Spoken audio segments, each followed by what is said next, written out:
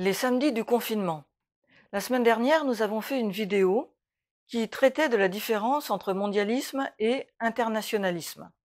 Plusieurs d'entre vous nous ont écrit pour nous demander de préciser cette distinction fondamentale.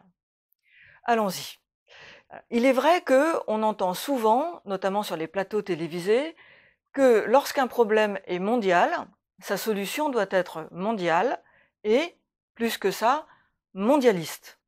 Ce qui sous-entend que les États ne sont pas capables de le gérer, qu'ils ne sont pas suffisamment efficaces, voire qu'ils seraient trop égoïstes pour traiter de manière correcte ce problème mondial. Il faudrait donc, d'après le mondialisme, créer une autorité supérieure aux États, une autorité mondiale, certains évoquent un gouvernement mondial, capable de donner des ordres aux États et d'imposer aux États des décisions.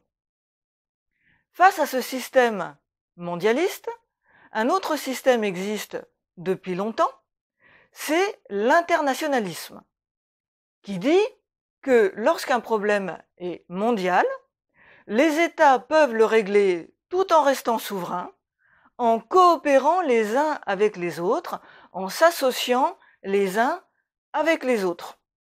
Donc dans l'internationalisme, les États ne disparaissent pas, mais ils travaillent ensemble à résoudre le problème.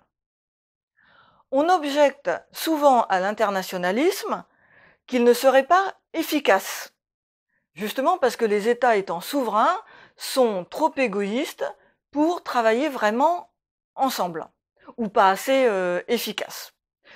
Cela relève de l'a priori idéologique, parce qu'on a déjà aujourd'hui des systèmes internationalistes qui fonctionnent très bien et qui sont efficaces. On pourrait prendre plein d'exemples. Prenons-en deux. Airbus, qui fabrique des avions depuis des décennies, est un système internationaliste.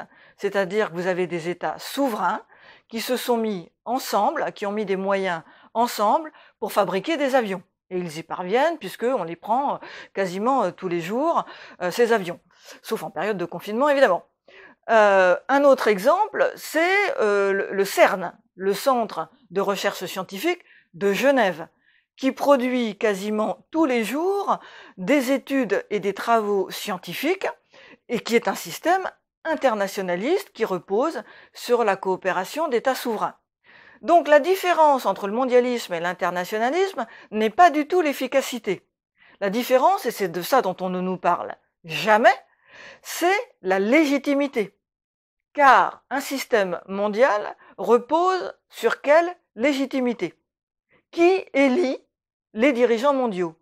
Devant qui sont-ils responsables? Qui les désigne? C'est évidemment une question qu'on ne pose jamais.